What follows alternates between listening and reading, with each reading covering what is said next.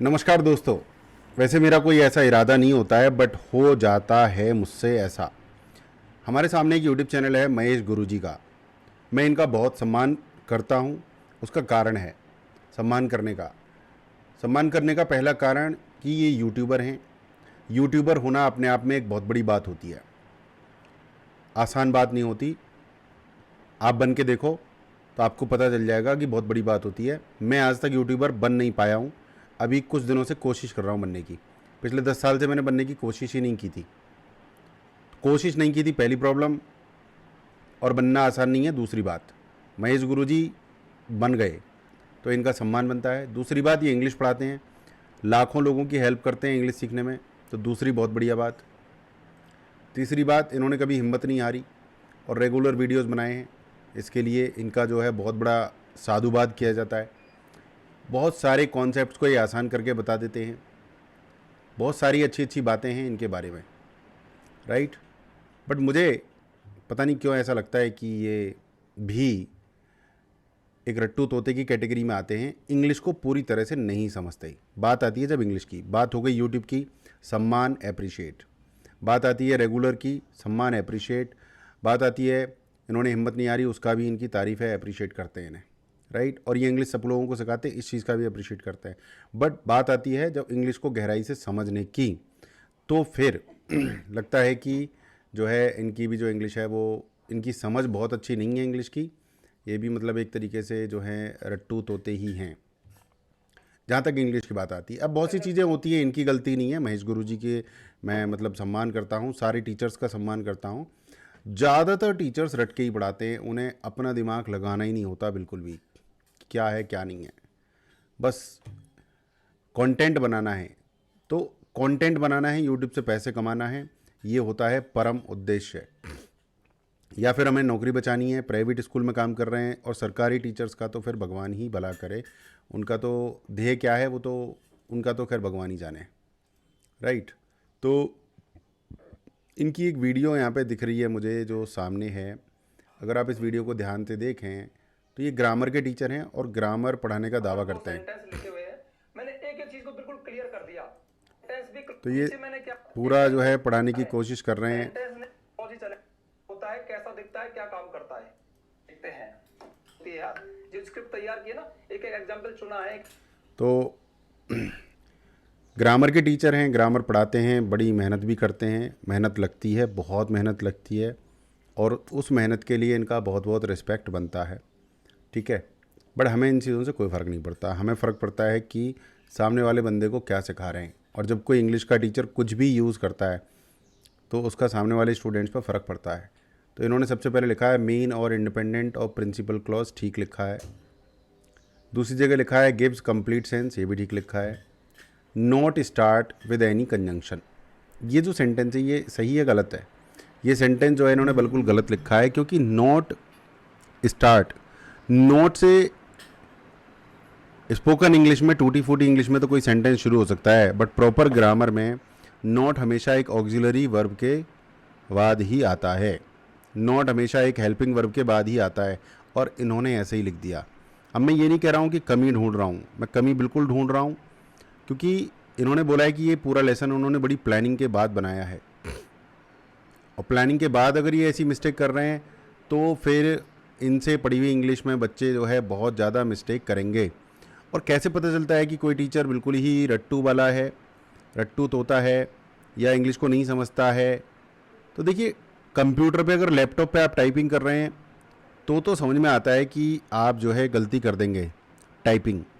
But अगर आप जब लिख रहे हैं और एक ऐसी चीज़ लिख रहे हैं जिसे आप 4 5 6 साल से पढ़ा रहे हैं, आपके 6 लाख सब्सक्राइबर हैं यूट्यूब पर, तब भी आप सेंटेंस की जो स्पेलिंग है हेलो फ्रेंड्स। वो अगर आप लिखोगे SENTENSE और एक जगह लिखोगे SENTENCE तो फिर बड़ा अजीब सा लगेगा।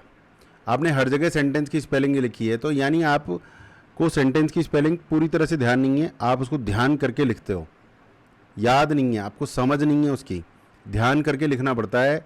यानी आप रट के आए हो और रटी हुई चीज़ कई बार आप मिस मार जाते हो। सेंटेंस की स्पेलिंग भी आपको नहीं आती है, तो इसीलिए आपने वहाँ पे सेंटेंस की स्पेलिंग कुछ इस तरीके से लिख दी है। तो बहुत बढ़िया है, आप इनकी अगर वीडियो देखते हैं तो सीखेंगे ज़रूर, बहुत कुछ सीखेंगे, बहुत मेहनत से बनाते हैं वीडियोस। बट मेरा कहना है कि अगर आपको बिल्कुल डीप इंग्लिश सीखनी है, सही इंग्लिश सीखनी है, तो एक क्वालिफाइड टीचर से ही इंग्लिश सीखें, जिसने इंग्लिश को समझा हो, क्वालिफिकेशन हो प्रॉपर। कंटेंट क्रिएटर वो बेशक हो, बट उससे पहले वो इंग्लिश लैंग्वेज का टीचर हो। ऐसे बंदे से आप अगर इंग्लिश सीखेंगे तो ज़्यादा बेटर रहेगा। और ऐसे बहुत सारे टीचर्स हैं यूट्यूब पर जो इंग्लिश लैंग्वेज को काफ़ी अच्छे से समझते हैं और क्वालिफाइड हैं, राइट। तो यहाँ ये बहुत अच्छी चीज़ें समझाते हैं, मैंने इनकी बहुत सारी वीडियोस देखी हैं, बहुत अच्छी मेहनत करते हैं, सब कुछ है। बट जो फीलिंग आती है अल्टीमेटली यही आती है कि ये रट के पढ़ाते हैं, और रटी हुई चीज़ें जब इनके ही दिमाग में फ़िट नहीं बैठ पाती तो फिर आपके दिमाग में कहाँ से फिट बैठा पाएंगे ये। और कुछ चीज़ें ये पढ़ाते पढ़ाते गलत पढ़ा जाते हैं, और फिर आप भी तो फिर गलत चीज़ें अपने सबकॉन्शियस माइंड में घुसा लेंगे। अब मैं इनकी स्क्रीन पे दिखाता हूँ आपको कि इनको इंग्लिश कितनी आती है, देखते हैं। कैसी हो गई?